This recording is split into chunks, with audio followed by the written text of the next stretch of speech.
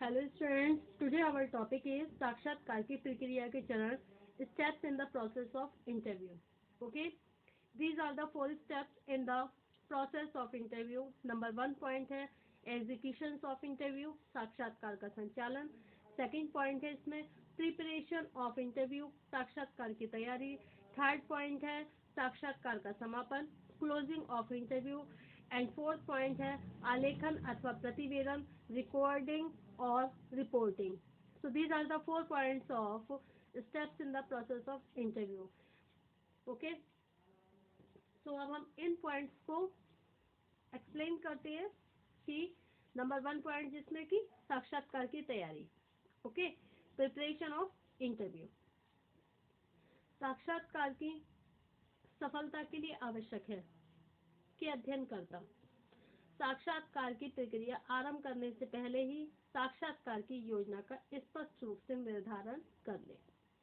इसके लिए सबसे पहले अध्ययनकर्ता को अध्ययन विषय का पूर्ण रूप से ज्ञान करना आवश्यक है.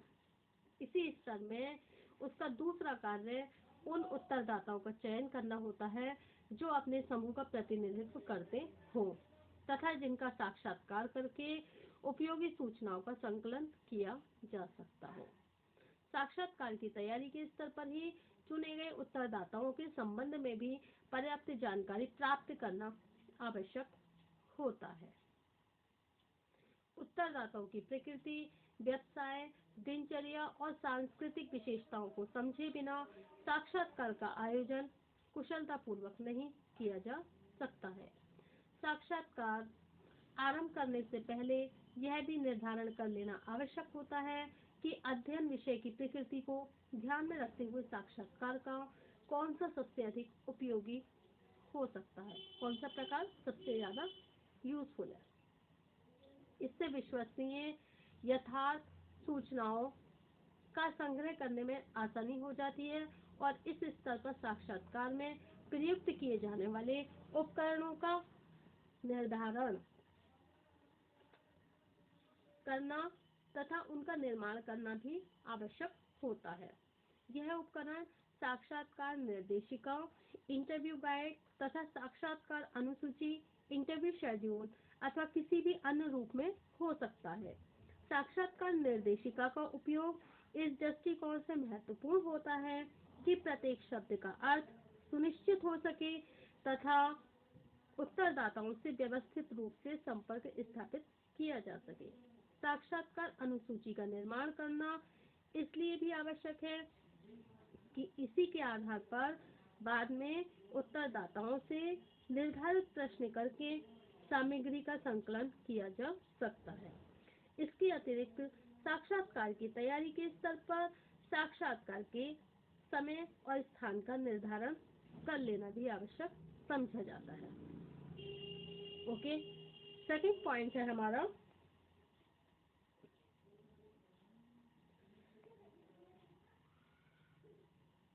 साक्षात्कार का संचालन.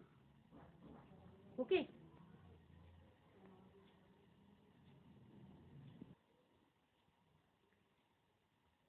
एग्जीक्यूशंस ऑफ इंटरव्यू, साक्षात्कार का संचालन. सेकंड पॉइंट, यह कहा जाता है कि साक्षात्कार की सफलता उसकी संचालन प्रक्रिया पर ही सबसे अधिक निर्भर होती है.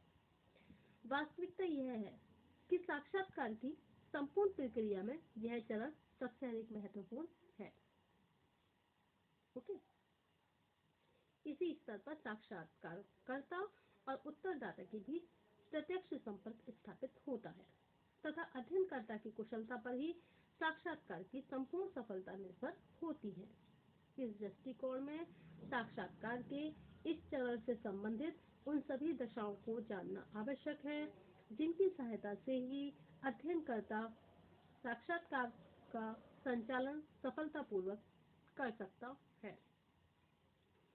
Okay, there are some points in the executions of interview. साक्षात्कार के संचालन में कुछ पॉइंट्स भी हैं, जैसे है उत्तरदाताओं से संपर्क, contact with the respondent. Second point है इसमें प्रयोजन का स्पष्टीकरण, क्लासिफिकेशन पर्पस. थर्ड पॉइंट है सहयोग की प्रार्थना, appeal for cooperation. And fourth point है साक्षात्कार का प्रारंभ, beginning of the interview. And fifth point है उत्तर के लिए प्रोत्साहन, stimulation for response. And number 6 point है पुनः स्मरण, रिकॉलिंग। ओके। एंड 7 पॉइंट है इसमें सूचनाओं का आलेखन, recording of information. Okay, these are the points in the execution of interview. ये सारे पॉइंट्स आते हैं आपके सेकंड हेडिंग में, जिसका नाम था साक्षात्कार का संचालन। ओके, अब हमारा थर्ड पॉइंट स्टार्ट होता है, थर्ड हेडिंग स्टार्ट होता है साक्षात्कार का समापन, closing of the interview. Okay, अध्ययन विषय से संबंधित सभी प्रश्नों पर उत्तरदाता के विचारों और प्रक्रियाओं को समझ लेने के पश्चात साक्षात्कार का समापन करना भी एक कला है। इस स्तर पर साक्षात्कारकर्ता को अनेक सावधानियां रखना आवश्यक है। सर्वप्रथम, विषय से संबंधित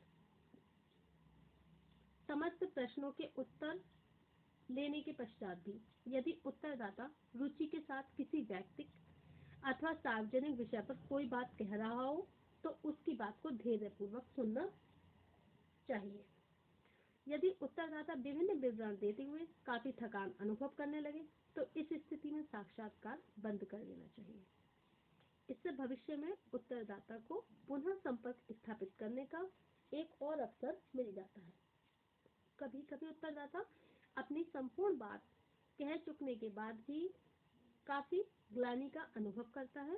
उसे संभवतः ये महसूस होता है कि स्वयं अपने बारे में अथवा समूह के बारे में उसने जो सूचनाएं उसे दी गई हैं वह उसे नहीं देनी चाहिए थी। अध्ययनकर्ता के लिए जरूरी है कि इस स्थिति में उत्तरदाता को आश्वस्त कर दिया जाए कि उसने जो भी सूचनाएं दी हैं वे संपूर्ण समाज के हित में है तथा इन समस्त सूचनाओं को जो भी इसने इंफॉर्मेशन दी है उसको गुप्त ही रखा जाएगा। साक्षात्कार के समापन के लिए यह आवश्यक है कि निर्धारित प्रश्नों का उत्तर ले चुकने के पश्चात सामान्य जनजीवन से संबंधित अथवा कुछ मनोरंजक विषयों पर 2-3 मिनट तक सामान्य चर्चा भी अवश्य की जाए। इससे उत्तरदाता की थकान और भारीपन भी दूर हो जाता है। इन सभी सावधानियों का अभिप्राय उत्तरदाता के इस प्रकार निकट संपर्क में आना है कि आवश्यकता पड़ने पर उससे पुनः संपर्क स्थापित किया जा सके। अंत में उत्तरदाता को उसके सहयोग के लिए धन्यवाद देते हुए तथा सामान्य शिष्टाचार और मैत्रीपूर्ण संबंधों के द्वारा साक्षात्कार समाप्त कर देना चाहिए। नेक्स्ट हेडिंग है आपका आलेखन अथवा प्रतिवेदन, रिकॉर्डिंग और रिपोर्टिंग। ओके, साक्षात्कारकर्ता सामग्री का संकलन चाहे व्यक्तिगत अनुसंधान के लिए कर रहा हो अथवा यह कार्य किसी अन्य एजेंसी के लिए कर रहा हो। ओके, साक्षात्कार सामग्री का जो संकलन होता है चाहे वो व्यक्तिगत अनुसंधान के लिए हो या फिर किसी एजेंसी के लिए हो। साक्षात्कार की समाप्ति के बाद जो भी हमें तथ्य प्राप्त होते हैं उनका आलेखन करना जरूरी है। साक्षात्कार की प्रक्रिया के बीच सूचनाओं के नोट्स इतने संक्षिप्त होते हैं कि यदि उनके विस्तृत आलेखन में विलंब हो जाए तो उसमें गलतियां होने और तथ्यों के छूट जाने की संभावना बढ़ जाती है। संक्षिप्त नोट्स को विस्तार से लिखते समय सूचनाओं का सत्यापन भी करते जाना चाहिए। यदि किसी विशेष प्रश्न का उत्तर रह गया है अथवा अपूर्ण है तो उसे इस प्रकार चिन्हित कर देना चाहिए जिससे उत्तरदाता से पुनः मिलने पर आवश्यक जानकारी प्राप्त की जा सके। यदि साक्षात्कार से प्राप्त तथ्य किसी अन्य व्यक्ति अथवा एजेंसी को भेजे जाने हैं तो शीघ्र से शीघ्र साक्षात्कार प्रतिवेदन को तैयार कर लेना आवश्यक होता है। प्रतिवेदन की भाषा बहुत सरल और स्पष्ट होनी चाहिए। वास्तव में साक्षात्कार के पश्चात किया गया आलेखन अथवा तैयार की गई रिपोर्ट में जितनी स्पष्टता और विश्वसनीयता होती है, उससे उतने ही अधिक पक्षपात रहित निष्कर्ष भी प्राप्त करने संभव हो जाते हैं. Okay, so these are the all reference about the steps in the process of interview. Okay, अब नेक्स्ट हेडिंग आता है हमारा साक्षात्कार की भूमिका और इसके गुण. साक्षात्कार की संपूर्ण प्रक्रिया में साक्षात्कारकर्ता की भूमिका सबसे ज्यादा महत्वपूर्ण होती है. किसी साक्षात्कार का आयोजन चाहे कितनी भी कुशलतापूर्वक क्यों न लिया जाए, लेकिन साक्षात्कार के संचालन का संपूर्ण भार अध्ययनकर्ता पर ही होता है. साक्षात्कारकर्ता ही अपनी कुशलता और प्रभावपूर्ण व्यक्तित्व से उत्तरदाता को साक्षात्कार के लिए तैयार करता है और प्रत्येक सरल और जटिल प्रश्नों के उत्तर प्राप्त करके वास्तविक तथ्यों को ज्ञात करने का प्रयत्न करता है. ओके, अकॉर्डिंग टू लुंजबर्ग ने क्या कहा है कि कितनी ही प्रारंभिक तैयारी क्यों न कर ली जाए, वह अध्ययनकर्ता की बुद्धि कौशल और साक्षात्कारकर्ता के अंतर्गत परिस्थिति विशेष को समझने की स्वाभाविक सूझबूझ का स्थान नहीं ले सकती है. No amount of preliminary preparation will serve as a substitute for fact and spontaneous insight in a concrete situation regardless of the type of interview. Okay, अब है एक अच्छे साक्षात्कारकर्ता में कौन से गुण होने चाहिए. यह एक तुलनात्मक स्थिति.